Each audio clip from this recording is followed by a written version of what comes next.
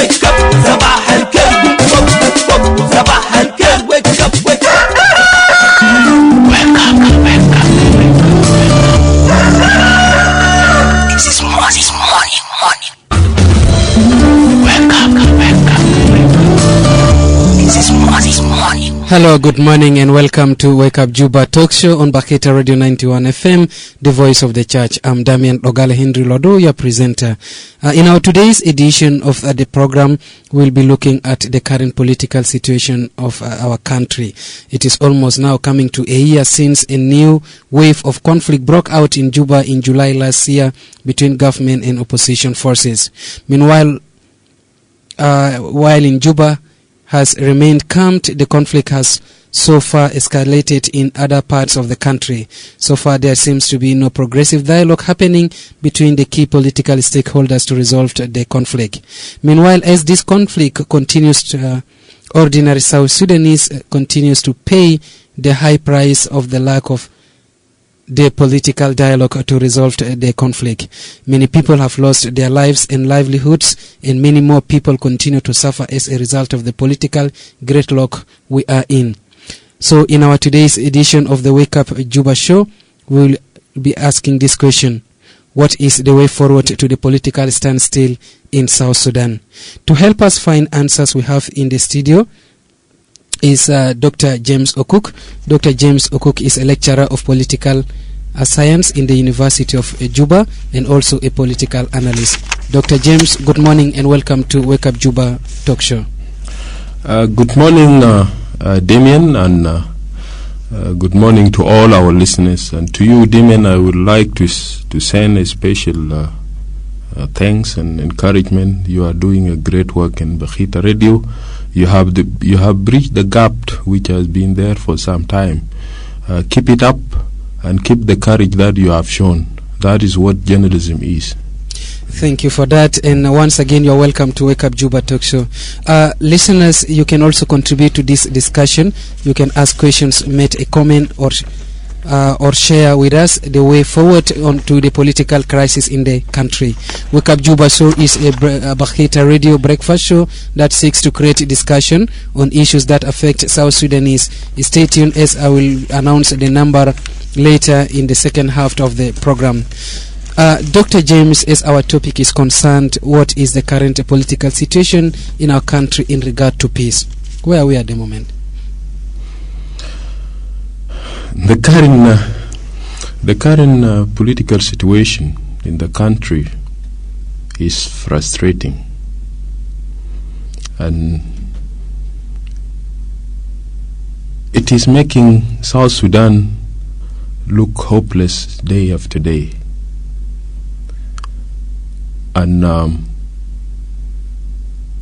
the main reason why this is happening, why this frustration, why this hopelessness, because war is not stopping. Just war is going on, displacement is going on, destruction is going on, and more bad news comes every time. And yet we are pretending in Juba here, because we managed to secure ourselves a bit so that we can have a small space to sleep and to come and talk in Bakhita Radio and work elsewhere, and we think sometimes that everything is all right, while the countryside is just disappearing. And the most worrying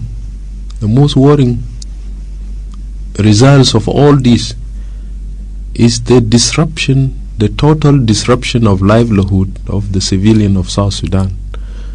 And because of this disruption, we are now faced with a reality, another tough reality which is more tougher than war, and that is the famine.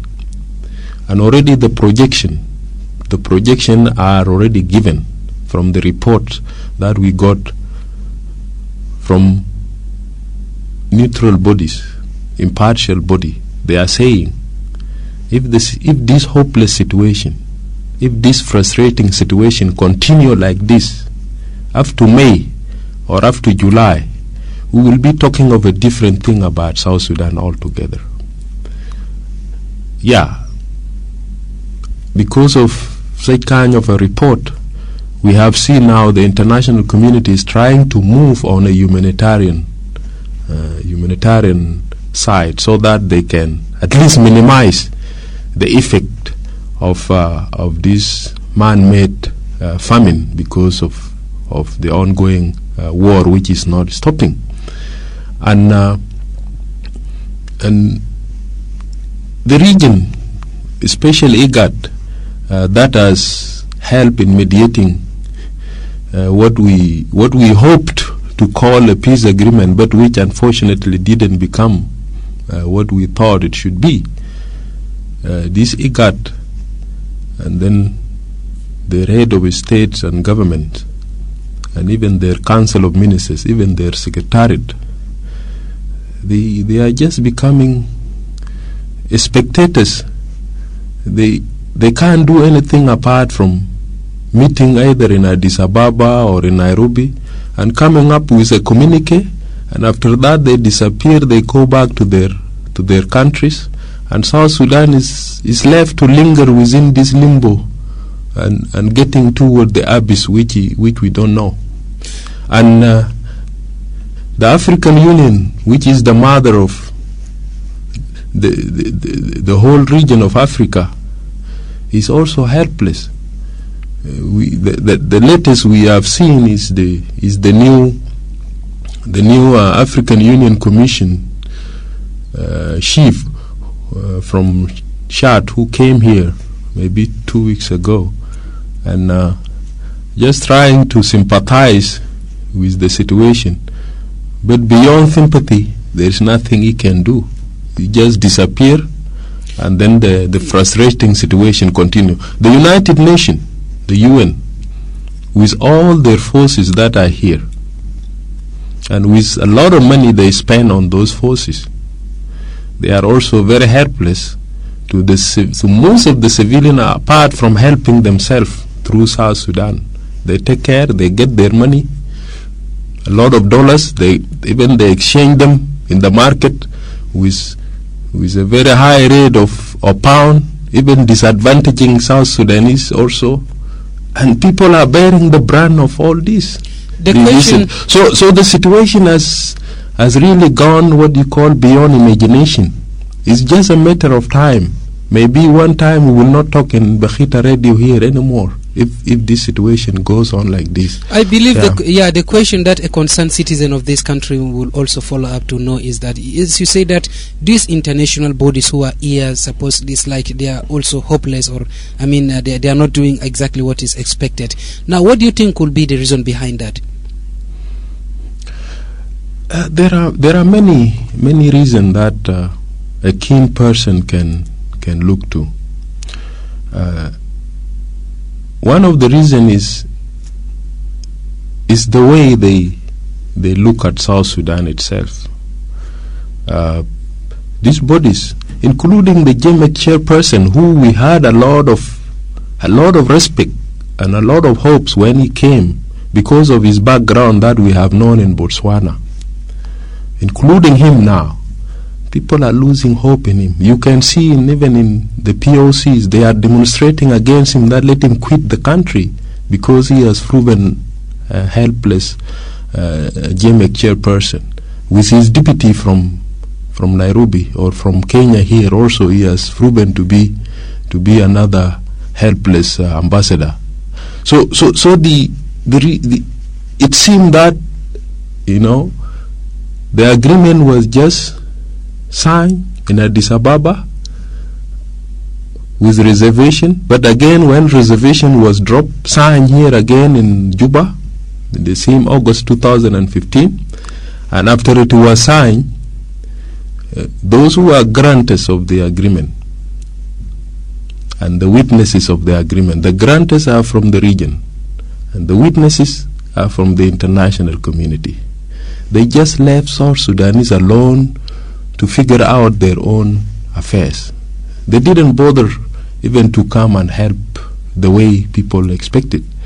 Troika tried a bit here through their embassies and ambassadors who were here, at least to do something to bring Dr. Riek to Juba and say that, oh, Dr. Riek is here in Juba, so the agreement will just go on.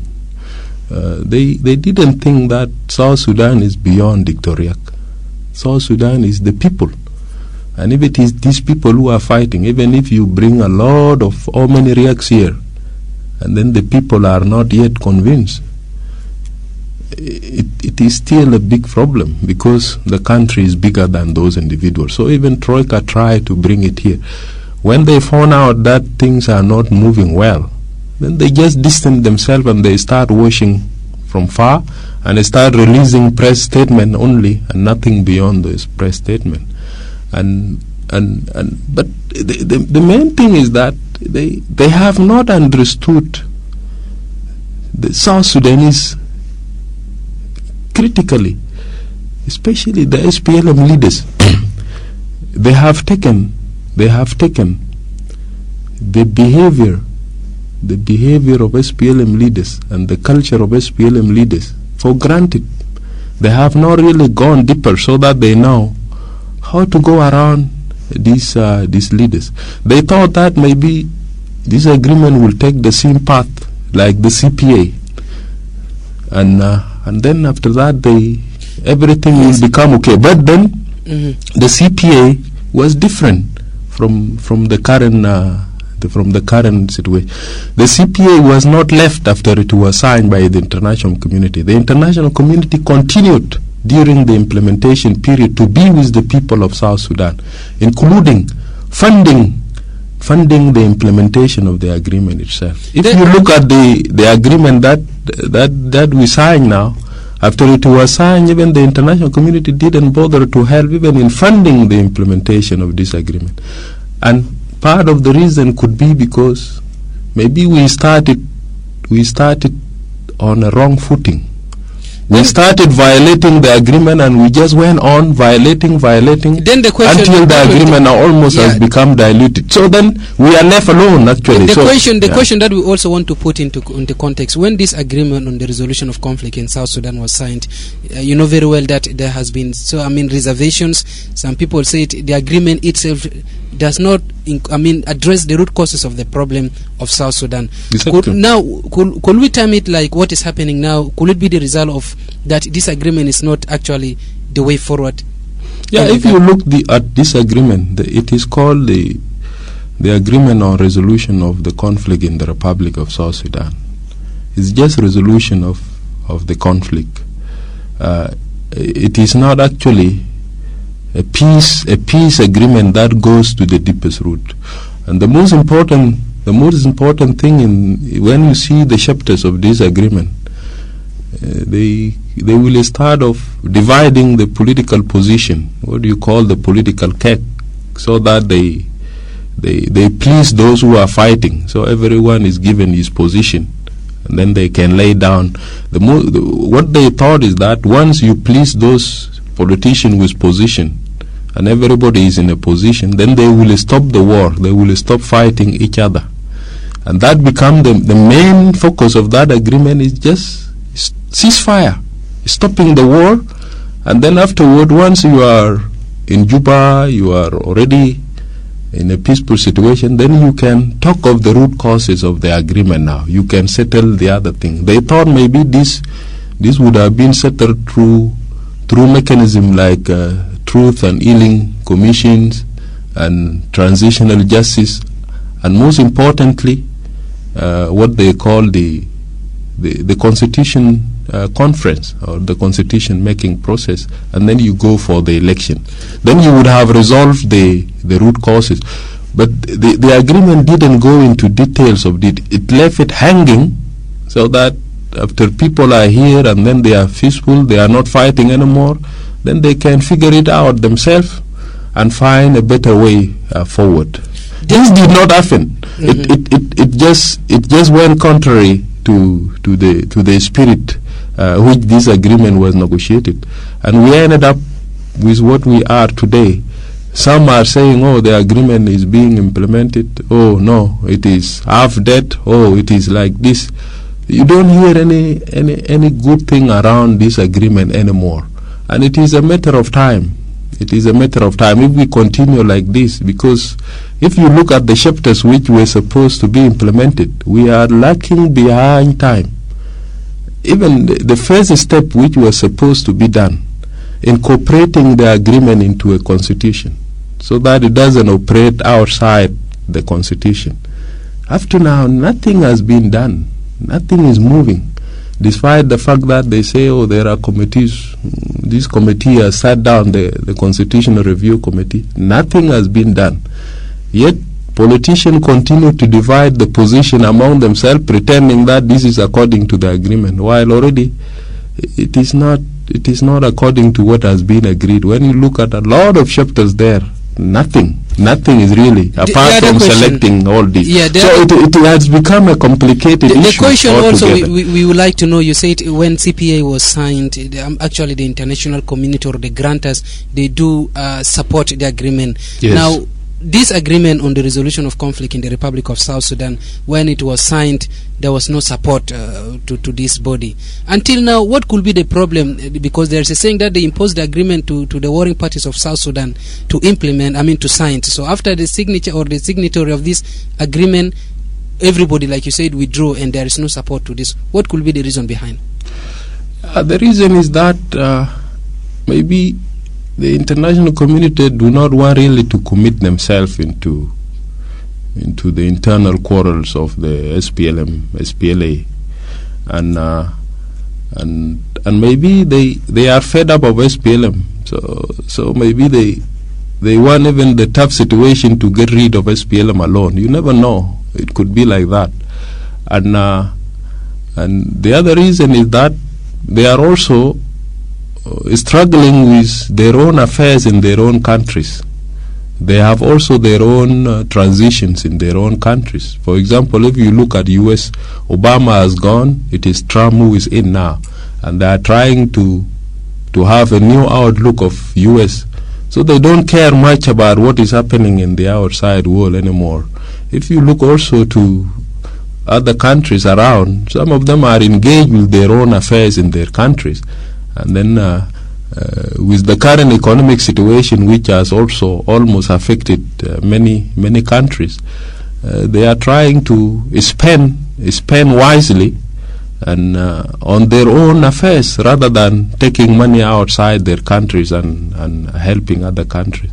So this could also be the reason why they don't want to fund, or they didn't want to fund the agreement. But most importantly, maybe they did not see political will from the leaders of South Sudanese, on the basis of which they can come and help restore peace and order in the country, and then maybe help in economic recovery.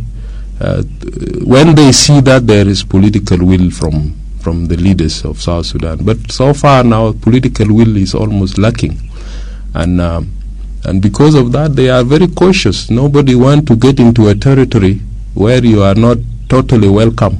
And especially with the rhetoric, with the political rhetoric that we have been witnessing, insulting some of those countries that they are here for regime change, and also talking very badly about them, even going in front of their embassies here and shouting with high microphone, telling them down. All this thing has made them to be cautious and saying that if this is happening, even if the leaders of this country are saying, oh, these are citizens with their own individual rights who have gone alone, we are not behind them. But yet, since they are operating within a territory that has a law, some of them should have been seen being accounted for what they have said. So that's why. Then the other thing is the spokesperson of the government and the spokesperson of the rebel movement. The way they talk when they go to the media, you wonder whether these people know what a country is and what a country is supposed to be. They are more propagandists than ideals politicians. They will just come and talk rubbish, and they don't know what will be the feeling of the international community they are attacking, what will be the feeling of people who wanted to help this country when they talk. So they spoil the image of the country, the spokesperson of government and the spokesperson of the rebels. Both of them are the same. The behavior, what they say is totally. So it makes the international community more cautious to deal with South Sudan, because they say what come out from the mouth is not totally different from what the person think. So if a person comes and claim that he's speaking on behalf of the president, and he says rubbish, a lot of rubbish, then people may say, oh, maybe this is what they discuss with the president. Then the president become the victim of all this. Sometimes maybe the president even has not discussed with the person such kind of things. So this makes, as long as the president doesn't come forward and say, no, these people were talking on their own, the international community and the region will remain cautious until they prove otherwise. So these are some of the reasons why we are just left alone. And nothing is remaining now except humanitarian sympathy. And that is not because we are South Sudanese.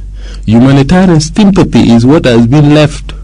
And that's why you have what is called now emergency assistance coming from the international community, based on humanitarian sympathy, because we are just human beings. They don't want to be blamed that why did they leave their fellow human being to just die of famine, to die of genocide, to die of whatever. So that's why they intervene on this. But otherwise, if just for South Sudanese with lack of this political will, this international community, they will just raise their hand from us. You know. The other question that we would like to know concerning, you do mention about the independence of JEMEC, and this my question that I also want to ask you.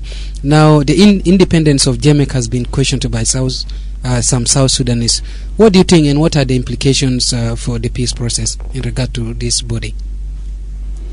Yeah, let's ask ourselves, what is JEMEC? JEMEC is called Joint Monitoring and Evaluation Commission.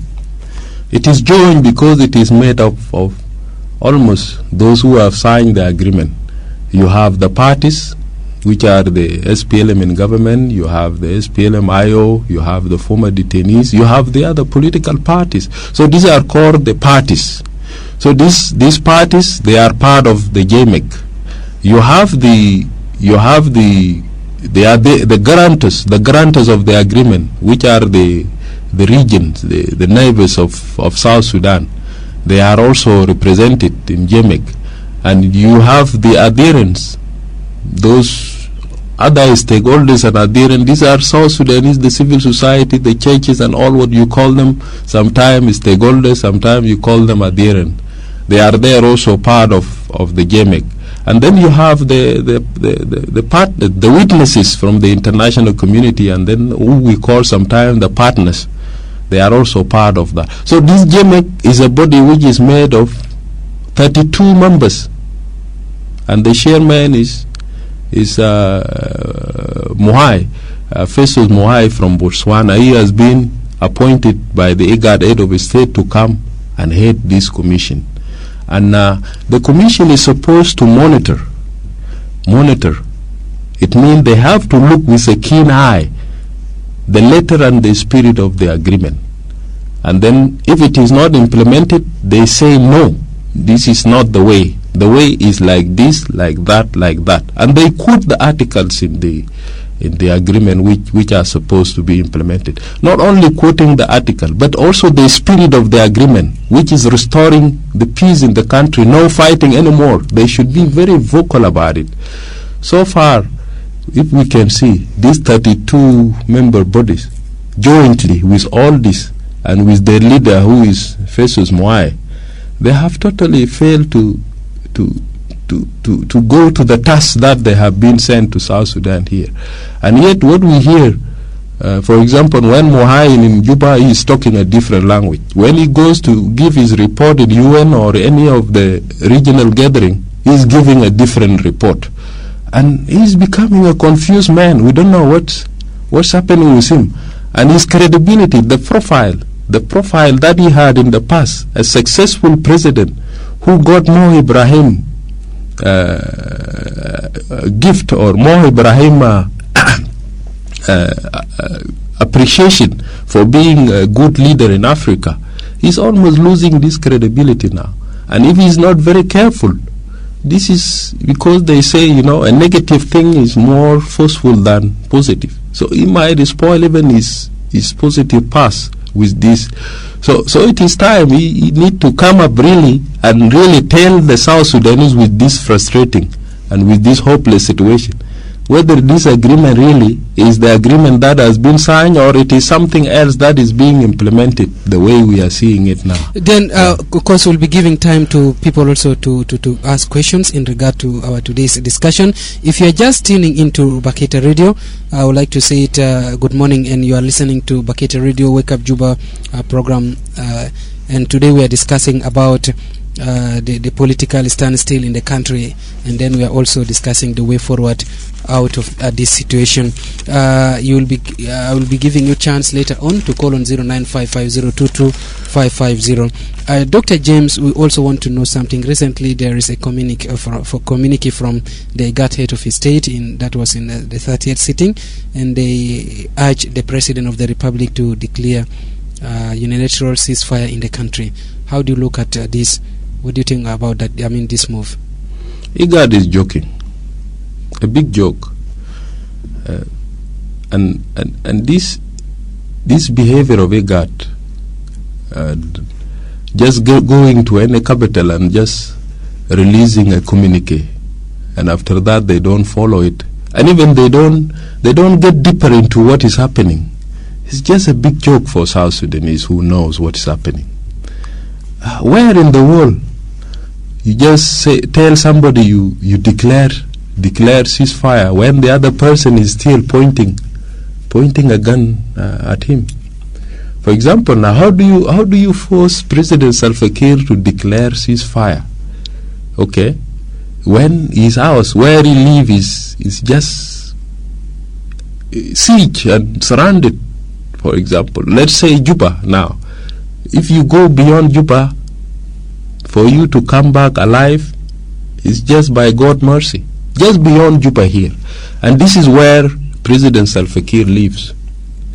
Now, you just tell him, without even bringing him together with those who are surrounding Juba or who are this, bringing him together with them first, for example, trying to talk with them.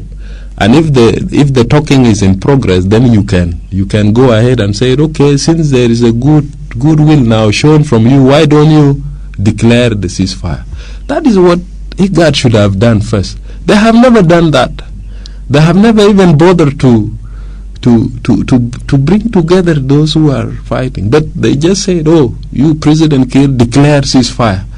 Even if Kiir declares ceasefire with the situation we are now, if it declares today, do you think the killing around Juba, just before you go to other countryside which is more worse, just around Juba, you think it will stop? It won't. It is just I don't know how this IGAD people think about South Sudanese, but this is a big joke for me. It doesn't work that way. Had they said that they are going to start to open a dialogue, that would have been more sensible than just saying ceasefire. And human being by psychology, human being is a reactionary animal also. Somebody can't just be slapping you and you think you can give your left cheek and a right cheek, and every time you are slapped and you think it is okay. It won't be okay. The person will always react and do this. So this ceasefire for me it should come after we have seen that IGAD has really brought the people who are fighting with the government, those who have rebelled against the government and carrying gun, brought them together, and then started a talk. And if the talk is progressing, for example, when they are saying let us revitalize the agreement or let us resuscitate the agreement, whatever name they call it, then after that they can come and say, okay, let us declare the ceasefire. But beginning like this, dry like this, I don't think it it is Then helpful. the question, having mentioned the weaknesses from the international community and some of the body that is to be looking at the South Sudanese problem, we also want to know what is the way forward for us as South Sudanese in search for peace. The way forward is a choice. It's a choice now in front of us. If we think that this country that we struggled for long, history is a witness, starting from the Turco-Egyptian regime, which South Sudanese resisted, coming to the Mahadis, which South Sudanese resisted, coming to the Anglo-Egyptian, which South Sudanese resisted, coming to Sudanese in Khartoum, the elites who rule in Khartoum, who South Sudanese resisted, and coming to our liberation struggle, starting from the Torit, Mutini, going to Anyanya, and coming to the SPLA, and then we end up with the final verdict of the people in 2009, and that is the referendum for self-determination that finally brought us the independence of this country. If we don't recall this history and sit down as South Sudanese, especially our leaders, and then they forget their selfishness in clinging or trying to get power by any means, and then they start to look at the greater good of this country. I tell you, I teach comparative politics, and I know what has happened in the course of history in other countries. South Sudan is not exceptional. We can disappear in the face of the world one day, and you get surprised. We become just, written names in history while we are no longer anymore.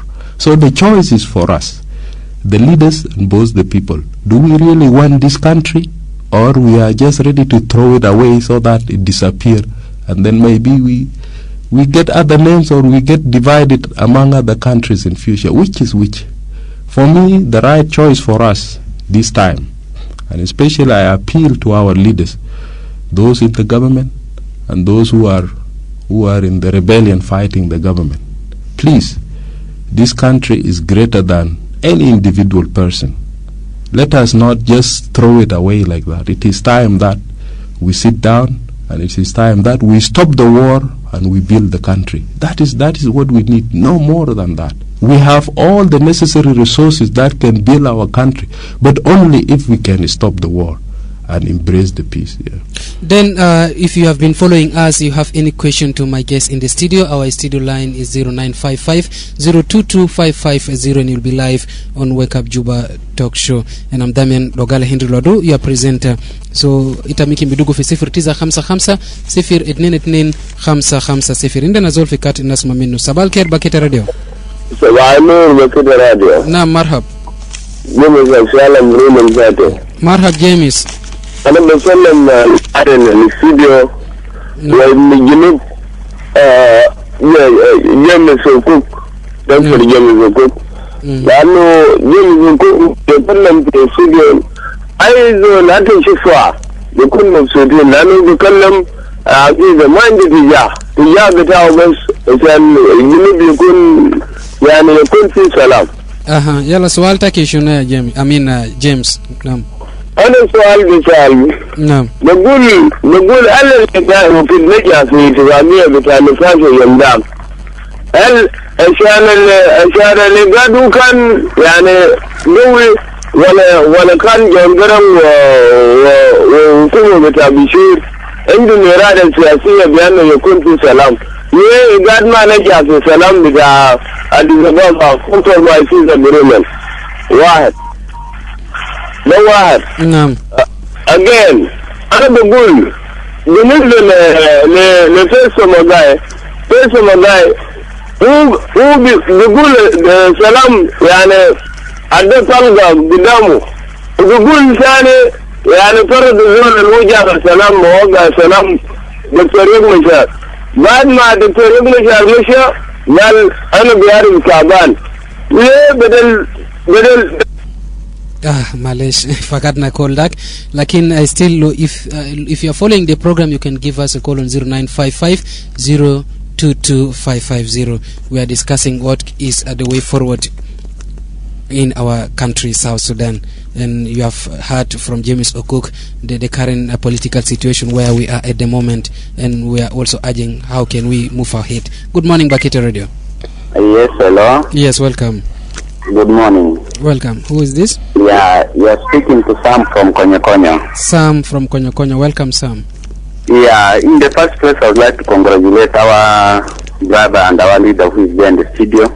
I'm really very happy with what he was trying to tell us. Actually, he has not clarified to us how the future of this country lies. So, without wasting time, I want to go straight to my point. Yes. I want him to tell us, as South Sudanese, his own point of view, what could be the best solution to our situation currently in South Sudan as per now, because our situation currently is now dying. Okay. What could be the best solution or way forward? You will be answering that question. Let me pick other calls also. Good morning, Bakhita Radio. Yeah, good morning. Yeah, welcome. I greet my friend, the man of all seasons, Dr. Okuk James. Your name, please. Abu Just the man. Okay. Yeah, I want to thank him for his analysis. What he has said so far, all good. Yeah, but I just want to remind him and all the listeners of a saying which says that if you see a normal man behaving normally in an abnormal situation, he is abnormal. Or if you see a wise man behaving wisely in a stupid situation, he is stupid. The situation he displays himself in defines him. Now, why am I asking this question? Some time back, I asked this same James Okuk whether he would take a ministerial job once offered. He declined. Now his boss, Dr. Onyeka, was bored, given money now in the government. Is DC now going to offer another credible opposition to government coming out with constructive criticism? Now the current situation, nobody's talking. Dr. Onyeka is not talking because he was bored. I don't know what is Dr. Cook's analysis of his party now behaving as his party is now an SPL, no longer DC. He will be asking, he will be answering your question later on. That was a question from Abu Jas. Still, if you're following the program, you can call us on 0955 022550. Good morning, Bakhita Radio. Good morning. Yes, welcome. Charles Charles from from Gudele. Gudele? Carlo from Gudele. Carlo from Gudele. Welcome, Carlo. Ustaz James, كنا بنشوف الخلاف بين القادة بتاعنا خلاف كبير جدا. الجامعة شنو أو وحدة بتاعك في الجامعة علشان نجرب الخلافات الموجود بين القادة بتاعنا أكاديميا في ظل السياسة. هذا الخلاف السياسي كثير وده بيطلب أستاذ جيمس قبل كثير من الاختراع. حاول تفكر الفنانين وإعلاميين وسياسيين أنفسهم واقتصاديين ورياضيين وناس العلم الاجتماعي علشان ما يجب مثل نظر القادة المتفرغين في كلام بتاع البلد ده. زي ما انت قلت ممكن البلد ده هتتلاشى. اثنين، استاذ تطلعات بتشارك الجنوب في انتظار قرارات حاسمة من القادة بتاعته. إذا كان عنده قرارات حاسمة زي ما انت قلت بمعنى هم كله خط ظهره على الحائط، وكلمة التوافق الموجود ما بين في البلد هنا ده يكون في صعوبة فيه، والخلافات هتزداد وما زال الخلافات قد يزيد. أستاذ، إلا نحاول نفكر كمثقفين في جنوب السودان، ما في الحكومة، خارج الحكومة، نخرج الصوت ده نضرب لهم في شكل جدار في شكل مجارة لحد ما يخش في أذنهم، ولا إن الجنوب جريب يتلاشى. جريب. نعم كارلو نسيب فرصة برضو لزولتاني. شكرا بمشاركتك. لكل مستمع بتاعنا لأنه زمن ما بيكون إناف. أنا بكلم الدكتور كديتا برضو جوابه أسئلة لا سادو لك يلا ممكن كان في زمن تاني بيشيلوا ناس تانين. مرحبا. Okay, كويس جدا. Let me start with Abu Jas. And Abu Jas was talking of Honorable Onyoti, who was here in the studio last week, who is now the Minister of Agriculture, and then the DC. Let me tell Abu Jas, people just assume that I am a member of DC. I don't know why do they assume. I have never been a member of a political party, you know, and since the time the CPA was signed, I was in Nairobi and I was with the SPLM. I used to come to the liberated areas, to Yei, to all these places during my studies. And after the peace was signed, I didn't register even in any political party. But in my writing, I support ideas of political parties who I see that they can do better. But that doesn't mean that you are a member of a party. So I want to correct him that I'm not a member of any political. I have not even been registered. You go to any headquarter of the political parties and check whether you will get the name of Jimmy Zokug in the registry. You will not. I will not. Regarding Onyoti, of course, he's a politician, and a politician, he has to look for power. So he has gone and looked for it by any means, including unconstitutional means, grabbing the leadership maybe from his party, and he got it. And then he convinced the president who appointed the people as ministers, and he got appointed. So there is nothing we can do for a politician apart from we say congratulations to you and good luck to him. But the means he has used is a different issue altogether. That is concerning Onyoti. Because he's a minister now, you don't expect him to be in a position anymore. Of course, he has to talk what the government want to hear. Otherwise, he will be fired from his position if he goes contrary to the government. That is politics.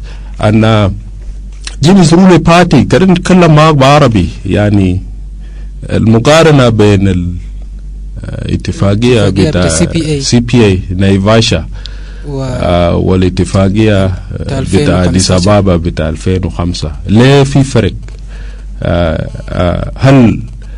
هل الفرق في القيادة بتاع القيادة اللي كان موجودة للاتفاقيات دي، مثلا القيادة بتاع عمر البشير في خرطوم وقيادة بتاع دكتور قرن في جوبا؟ نعم، القيادة دائما بتلعب دور كبير في النجاح بتاع أي مشروع. فمشروع بتاع اتفاقية بتاع نيفاشا النجاح بتاعه كان من قيادتين. البشير كان شجاع جدا ويأخذ قرارات عاصمة. كان في معارضة معارضة في خرطوم ضد الاتفاقية نيفاشا CPA، لكن البشير قدر يقف وقدر يكون شجاع حتى مع اتفاقية نفذوا زي ما هي. حتى الحركة الشعبية بعد ما دكتور قرن مات هم كان داير يخربوا اتفاقية بنفوسهم. هم جروا من خرطوم قال داير يخلوا، ولو كان خلوا زمن داك ما كان مشينا لاستفتاء. لكن البشير وقف والانترناشنال كوميونيتي كان وقف معنا ولقات، وما كانوا كمان بيدفعوا قروش للتنفيذ بتاع الاتفاقية وكده. لكن مقارنة باتفاقية بتاع أديس أبابا اللي كان قريب ده، القيادة في الاتفاقية ده، القيادة بتاع دكتوريا اللي كان جاي من غابة، القيادة ما في ماله، وزول بضيع او جاي جوبا هنا بضيع زمنه في جبل هناك، بقابل ناس ذاته ما بيساعدوا في التنفيذ بتاع اتفاقية السلاطين وشنو ونسا بأنه هو مفروض يكون في جيوان كل يوم مشان ينفذ الاتفاقية، مضيع زمنه في جبل بعد ما خلاص لقاه الأصل ده وجرى. نفس القيادة اللي كان في داخل جوا هنا انت لو شفتوا هما بس بيعملوا سelection، اللي هما دايرين في اتفاقية وبنفذوا، اللي ما دايرين بخلوا. فكان ما يعني ده برجل الاسم يلا أكتر من كده. المجتمع الدولي والمجتمع الإقليمي ما داير يجيبوا قروش عشان يساعدوا في التنفيذ، وما قاعدوا بقروشهم. أي اتفاقية دائما إذا ما فيه تمويل الاتفاقية ده أصل المسير بتاعه ما بكون مضمونة، أصل بنتي. فده أنا داير نقوله. فمقارنة اللي هو جابه المقارنة في ماله في إشكالية. فيسكو موغاي نفس حاجة.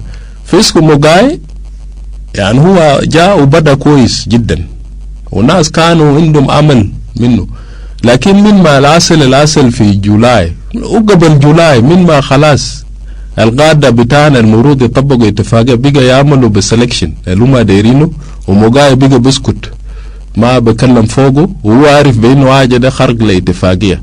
أول حاجة أخطر خطأ وأقاب خطأ الموغاي عمله هو خلى الناس يمشوا قدام باتفاقية بدون دستور المفروض ناس يمشوا عليه، خلاه كده ناس مشوا قدام. أنا سألت مرة ليه ناس ماشيين بدون دستور؟ قال لا ده ادفايس بتاع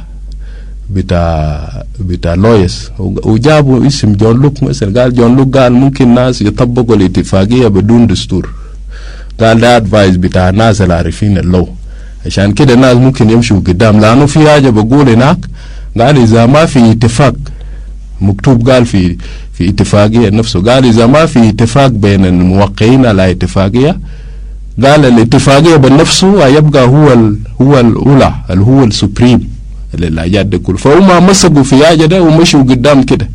ودائما شفت بلدان اللي بيحكموا بدون دستور ده مشاكلهم كتير جدا. وشوف ناس المشاكل بقى كتير. نجي فده المشكلة بتاع موغاي هو خبط في كلام بتاع الدستور، وهسه هو طلع نفسه بانه سمع بتاعه خلاص بقى ما كويس. اذا كان